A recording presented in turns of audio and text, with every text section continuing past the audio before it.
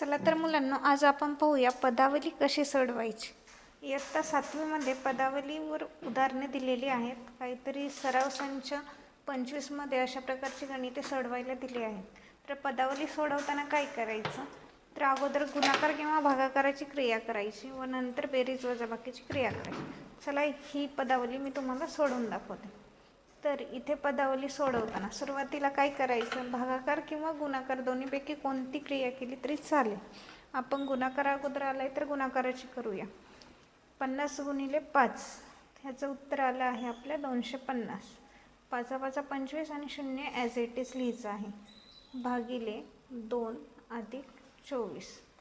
आता 250 भागिले 2 ह्यांचा गुणाकार तुम्ही भागाकार एका पेजवर कच्चा करू शकता। अगदी इझी आहे हा भागाकार। 125 यांचा भागाकार येईल आणि अधिक 24 आहे तसं लिहायचं आहे आणि 125 अधिक 24 यांची बेरीज केली तर आपण 149 हे उत्तर मिळवलं आहे।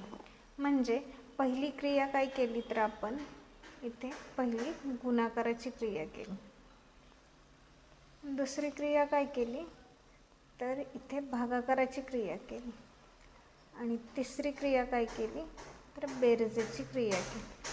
हेच लक्षात ठेवायचं आहे की सुरुवातीला कोणती क्रिया करायची आणि नंतर कोणती क्रिया करायची। यामध्ये पुढे पुढे कंस पण दिलेले असतात। आधी साधा कंस म्हणजे जो आतला कंस असतो तो आधी सोडवायचा असतो, त्यानंतर चौकटी कंस आणि नंतर महिरपी कंस सोडवायचा असतो। तर एक साध्या कंसाचं गणित मी सोडवून दाखवते तुम्हाला। तर प्रश्न काय आहे,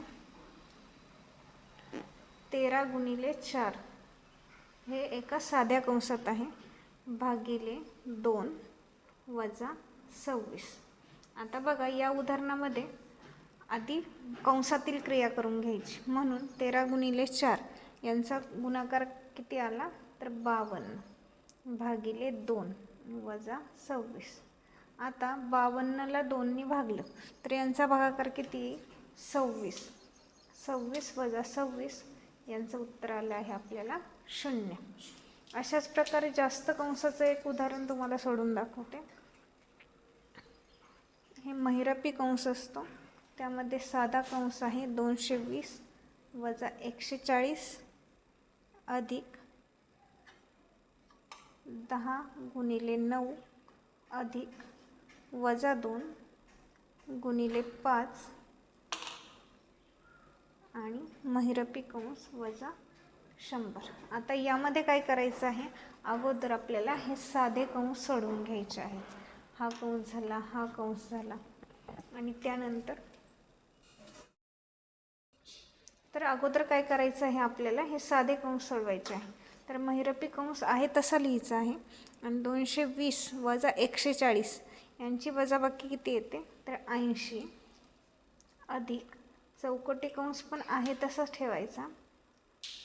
मग ह्या साध्या कंसातील क्रिया करायची, वजा 2 गुणिले 5 यांचा गुणाकार किती आला आहे तर वजा 10। हा कंसातच लिहिला कारण ह्यांना ऋणचिन्ह आहे त्यामुळे। चौकटी कंस आहे तसा ठेवला आणि वजा 100 पण आहे तसे। आता बघा साध्या कंसानंतर आपण नेहमी चौकटी कंस सोडवतो। मग 80 अधिक 10 गुणिले 9 यांचा गुणाकार किती आला तर 90 आणि हे अधिक वजा मिळून वजाच होणार आणि वजा 100 आहे तसं लिहायचं। अधिक वजा चिन्ह असेल तेव्हा अधिकचं चिन्ह लोप पाहून तिथे वजाचं चिन्ह येतं आणि ह्यांची आता आपण चौकटी कंस सोडवूया। 90 वजा 10 यांची वजाबाकी आली आहे 80 आणि वजा 100 आहे तसे लिहिलेत। 80 अधिक 80 यांची बेरीज आली आहे 160। मग 160 वजा 100 याचं उत्तर आलं आहे आपलं 60। म्हणजेच अगोदर आपण आतील कंस सोडवले, नंतर चौकटी कंस सोडवला व नंतर महिरपी कंस सोडवला। अशाच प्रकारे ही उदाहरणं सोडवायची आहेत। व्हिडिओ आवडल्यास नक्की व्हिडिओला लाईक करा, शेअर करा आणि सबस्क्राईब करा। Thank you for watching.